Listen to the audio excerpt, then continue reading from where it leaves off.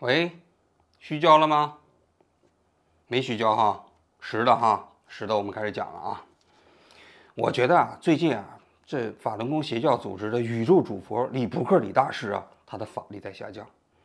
为什么这么讲呢？你看我1年前啊开始做批评法轮功的节目，自从我做了这个节目之后啊，我做节目的时候啊，这个定期虚焦，最严重的时候啊，1个星期虚2次，那频率低的时候1个月也要虚个2次左右啊。但是我最近啊1个多月以来啊，我这个摄像机啊已经没有虚焦过了，搞得我有点不习惯呐。每次都这么清楚，我这脸上看得清清楚楚的啊。我觉得李大师不太可能啊，就是我批评他的节目播完之后啊，随着我这些节目播出啊，他就心安理得接受了，他肯定对我的恨意与日俱增啊。所以我这节目之所以现在不虚焦了，只有一种可能，就是李大师现在的法力下降了啊，发功，这发功之后呢，这摄像机不听他的了，然后呢，这个再发功，我这肚子呢好像也没那么疼了。那你想想，这不就是法力下降了吗？我猜啊，李大师啊，现在可能是可乐喝多了啊，对身体有影响，或者是这每天晚上打妞妞是吧，组战队，这个也比较伤身体啊。那这个精力不济了，那伽马射线的穿透力啊，就从美国穿透到日本来之后啊，这功力就下降多了，所以导致我们现在这个节目，你看到了吗？就一直啊都很难虚焦了啊。我今天啊还要再讲一讲我跟法轮功组织的之间的故事啊，讲什么呢？我前一段时间不是讲过一期节目吗？就我跟法轮功组织之间的这种暗战。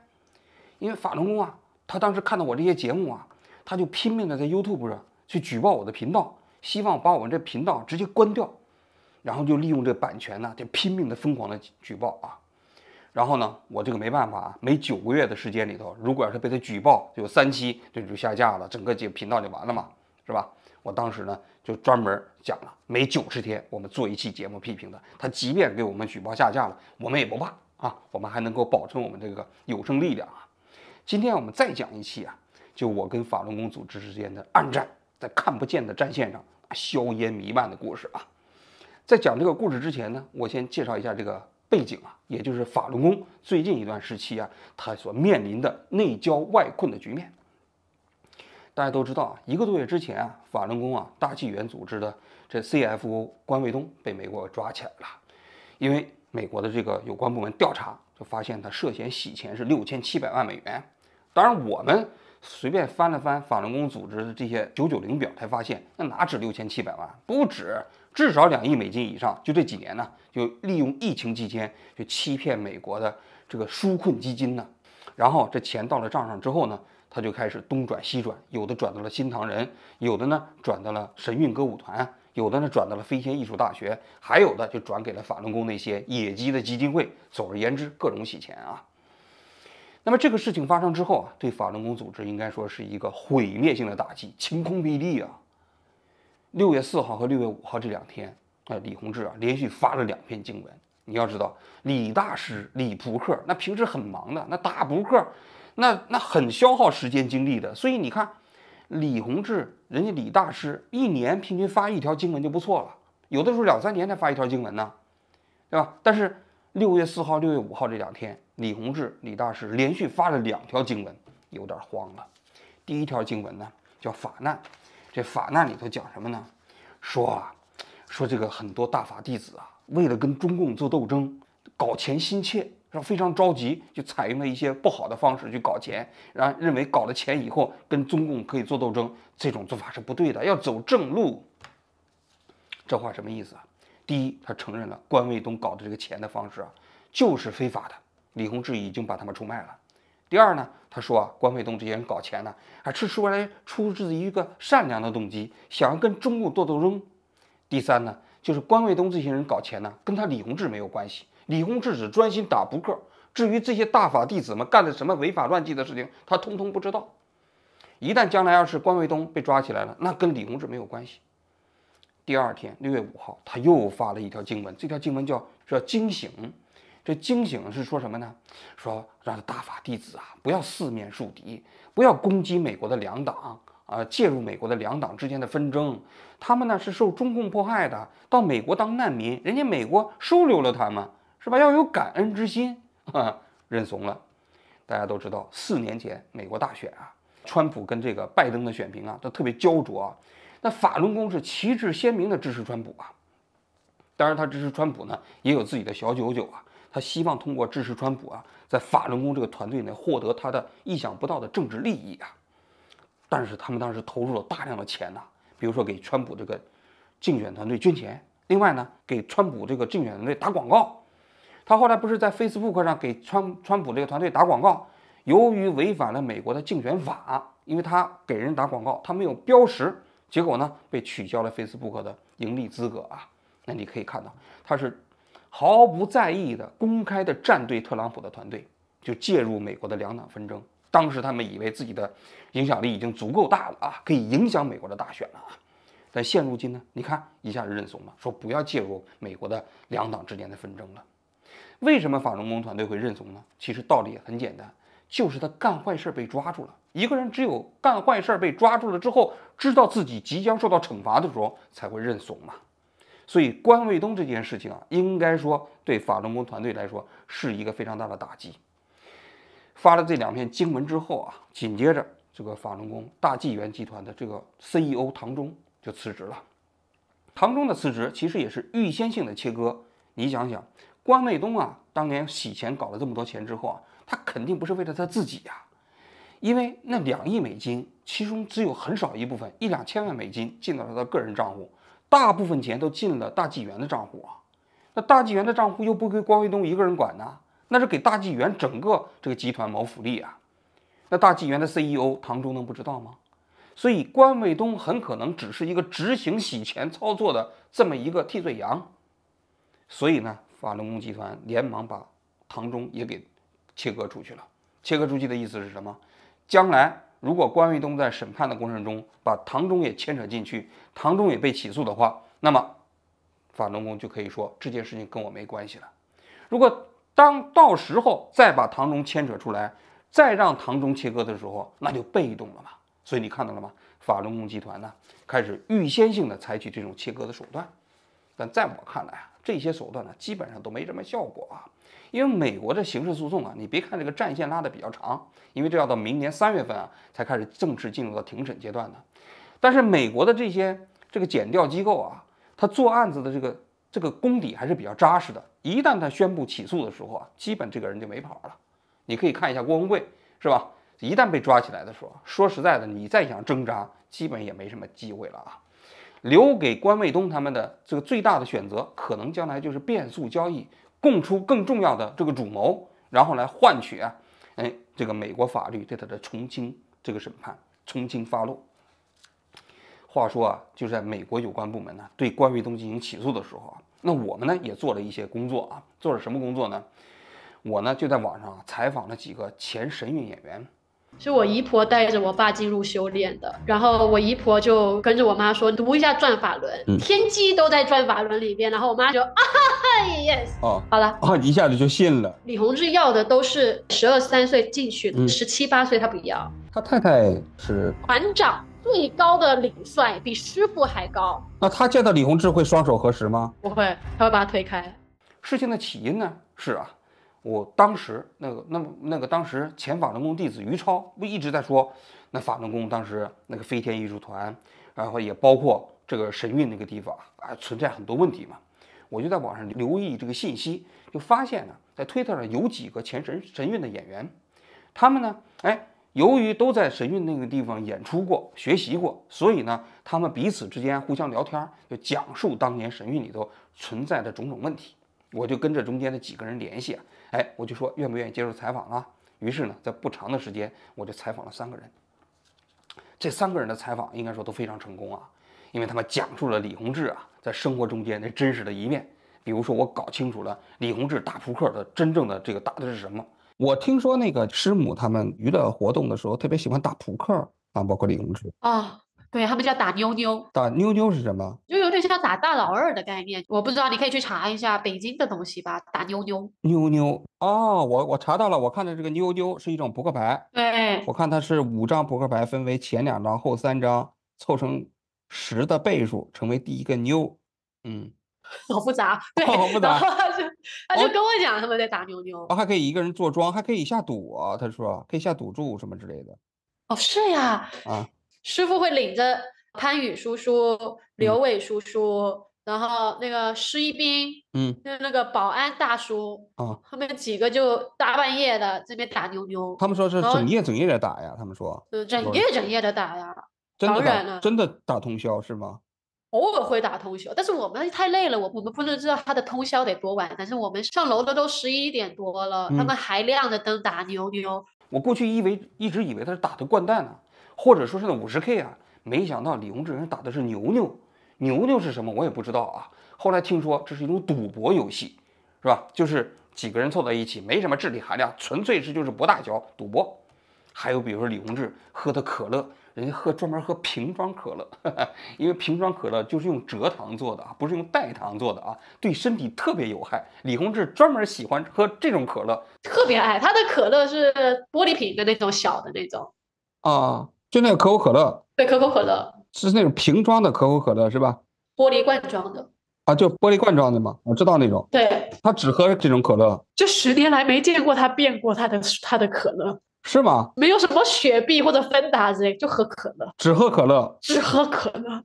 然后你就看师傅的办公桌旁边，那些同修都会给他准备好一杯可乐。无时无刻可乐无处不在。真的是喜欢喝可乐是吧？但是喝可乐真喝可乐不是很健康啊，你们知道吗？所以他的体型可以越来越好啊，越来越壮啊。是吗？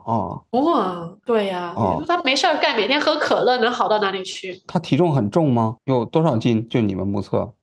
李洪志有180几公分，可能有120吧，我觉得。120公斤。你说120公斤呢？他有啊？对，我先生都100多，他应该有120。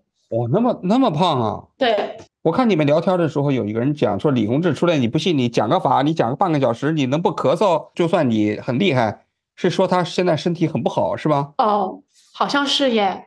会爬楼梯会喘。他会爬1层楼梯，到1层楼梯得多少一点点的。有一次啊，我就爬在前面，走在前面，然后我就听到后边有一个声音，然后我就哎呦谁呀？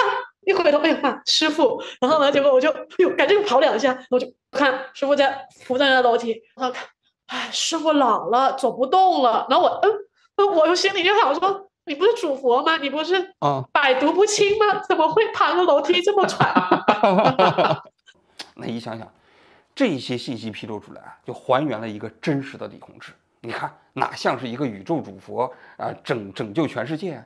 明明是一个公园里头遛弯的大爷嘛，所有的爱好啊，都是那些世俗的那种普通的那种乐趣和欲望嘛。还有呢，就是关于这神韵歌舞团的那种种黑幕啊。应该说采访完之后，我是很兴奋的。然后呢，我们剪辑完了之后呢，就先上了这个会员版。在会员版之后，刚上了2天了，有一天啊，这几个接受我采访的人呢，就不约而同的给我发信息，他说：“王局叔叔啊，这节目啊能不能先不要播了？那赶紧下架。”另外呢，还没有上线的那个也跟我们讲，他说：“王局叔叔啊，咱们现在先不要播节目了，咱们从长计议行不行啊？”我当时就很奇怪啊，说因为什么原因啊？他们就说有美国的律师跟他们联系，说想帮他们打官司起诉神韵。那对方就提醒他们说啊，在起诉的之前呢，尽量少说话，因为言多必失啊。尤其是那第一个女孩子接受我们采访的时候啊，她呢说话就没有那个特别悲伤的表情，说的都比较快乐。那这个律师就提醒她说：“你看你说的这么快乐的话，那你不像一个受害者啊。那你最后打官司的时候，那可能就对你不利嘛。”那这几个孩子也都没有什么心机啊，他们一听那是啊，就赶紧跟我联系啊，说能不能就不要播了。因为应该说啊，我们的节目这个都要以当事人的利益为考量啊。如果当事人要是说这节目不能播了，那我们就真不能播了啊。你像我过去做这个王局播客，没有播出的节目，现在已经攒了快1沓了。有些当事人是吧，我们节目一播出之后对他的有影响，我们立刻也就下架了。有些当事人说采访完之后暂时不要播出，我们就暂时不播了。那么，因为我们做新闻媒体的必须以当事人的利益为核心，这一点呢是我们的职业原则啊。所以当时啊，我虽然说100个不愿意啊，但是我还是跟他讲，我说你放心，如果你们真的不愿意播出啊，我肯定是就不会播出。但是我想问一个为什么，咱们能不能电话沟通一下？所以当天晚上的时候啊，我就在字幕上跟他们3个同时开了一次视频会议，他们就给我讲啊，到底是什么原因。他说啊，就在我们这个节目会员版上线之后不久啊，就有一个人说呢，他是前法轮功的修炼者，跟他们差不多是同样的命运。看到他们这个采访之后，就特别同情他们，于是呢就说愿意帮他们联系美国的律师，然后帮他们去在美国打官司，而且呢还说他愿意出2万美元，先把这2万美元呢打到这个当事人的账户里，就是接受我采访的人当事人账户里了。然后呢他说你再把这2万美金呢打到我给你找到的那个律师那个人的账户里，然后他按小时来收费。他说这个呢将来打官司的话能够维护你们的利益啊，如果是赔偿的钱都给你们。那这几个孩子一听这挺好的事儿啊，所以呢跟那个人就搞了视频会议，所以就敲定了暂时节目不要播，然后跟我讲。我一听啊这事情有点蹊跷啊，我就问呐，我说这个人呢他是怎么跟你们联系的，还说了什么吗？他说这个人还说过，他说王志安这个人呢你们要小心呐，你看到了吗？这个人到了台湾之后啊就被这个民进党政府给封杀了，那这个人人品有问题啊，而且还有人说他是大外宣，跟中共的之间的关系不清不楚啊，所以你们要格外小心。我一听这话的时候我就乐了，哈哈。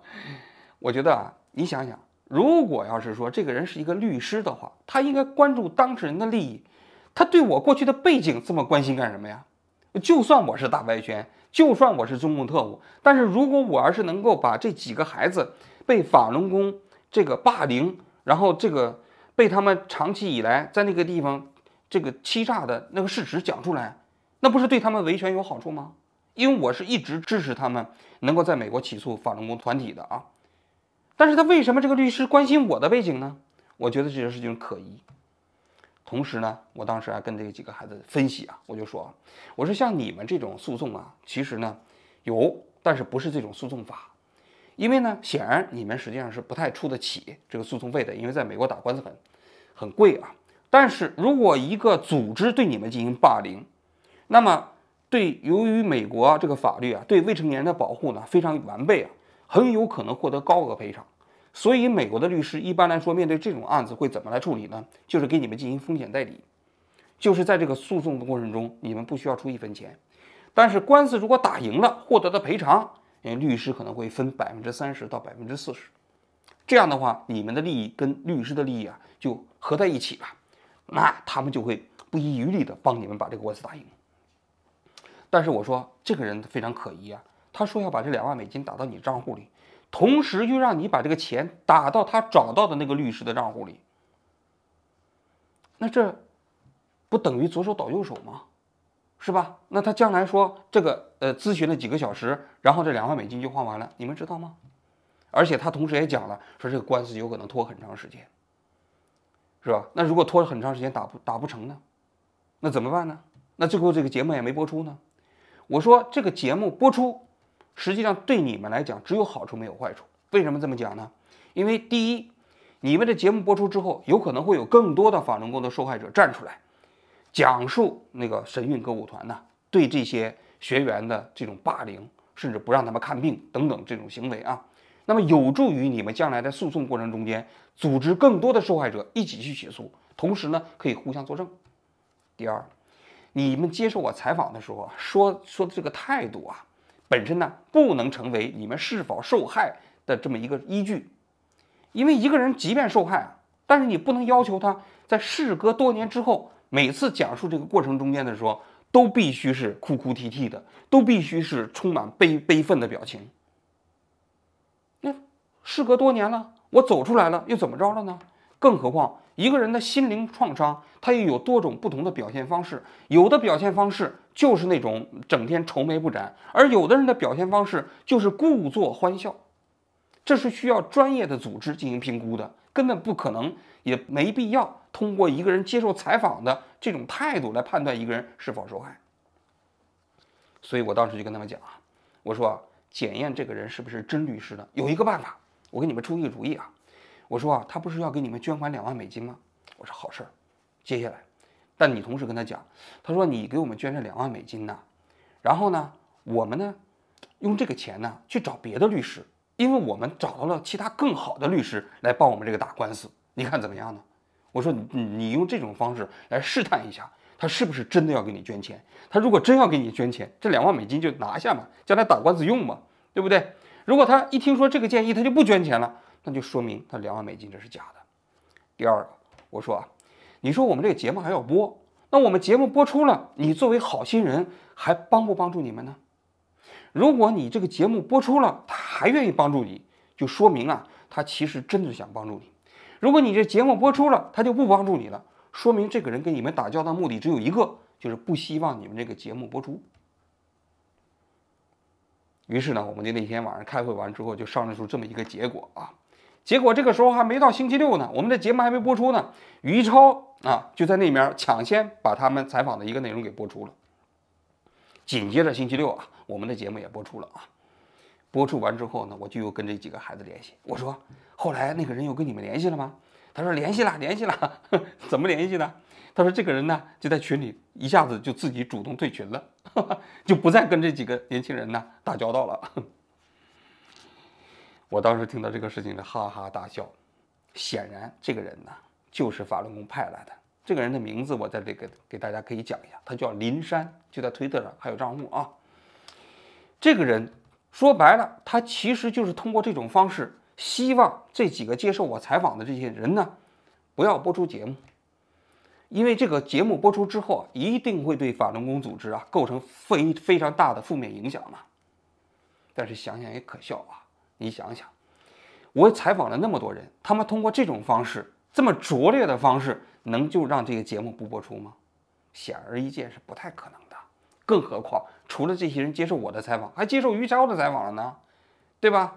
那我还没播出之前，于超就把那节目播出了呢。我再想一想，我就觉得法轮功组织搞这些，怎么说，这个偷鸡摸狗的方式，我都觉得很可笑。按理说，这几个孩子啊，在接受我采访过程中所讲述的那些内容啊，法轮功组织至少好几个方面涉嫌违法。比如说，他们拿的是学生签证，但是法轮功让他们在全球各地搞商业演出，一年演出5、6个月的时间，只给他们非常少的钱。比如说，他们在训练过程中受了伤，不让他们上医院；比如说，对他们进行信息控制，是吧？不让随便离开这个法轮功的飞天艺术团的那个地方。然后也不让他们使用手机，然后搞局域网，不让他们看正常的新闻网站，等等，这些按照美国的法律都属于犯法了。法轮功组织应该面对这些年轻人对他们的这个指控，他们应该正面回应，他们到底有没有这么做？如果做了，理由是什么？如果没做，证据是什么？他应该用这种方式面对这个社会对他们的指控吗？对这个前神韵演员对他们指控吗？但是法轮功组织啊没这么做，而是想采用下三滥的方式啊，想把这节目给掐死，不让这节目播出。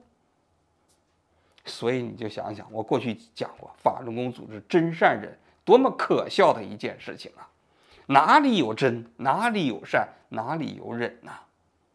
但只可惜的是啊，应该说，随着这次啊，美国对关卫东案、洗钱案的调查，也包括更多的许多的神韵的前演员站出来啊，曝光神韵歌舞团内部的种种之不堪，曝光李洪志家族种种之不堪。我相信啊，这个维系了10-20年的大法帝国啊，已经迎来了即将崩溃的时刻。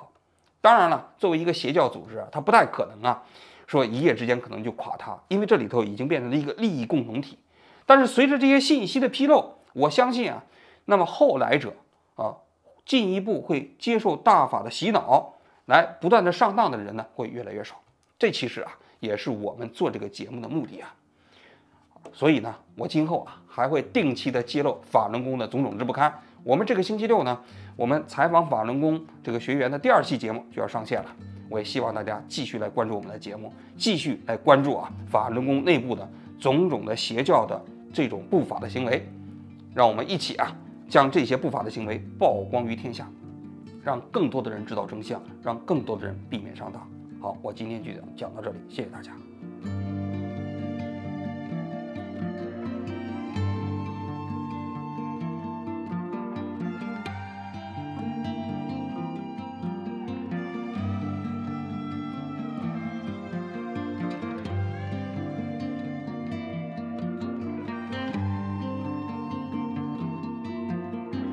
李洪志要的都是12、13岁进去的，17、18岁他不要。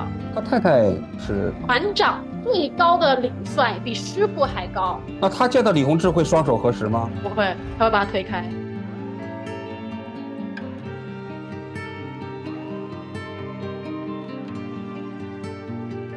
他们几个就大半夜的这边打妞妞。他们说是整夜的打呀，他们说。整夜的打呀。当然了，真的打通宵是吗？偶尔会打通宵，但是我们太累了，我们不能知道他的通宵得多晚。但是我们上楼的都11点多了，他们还亮着灯打妞妞。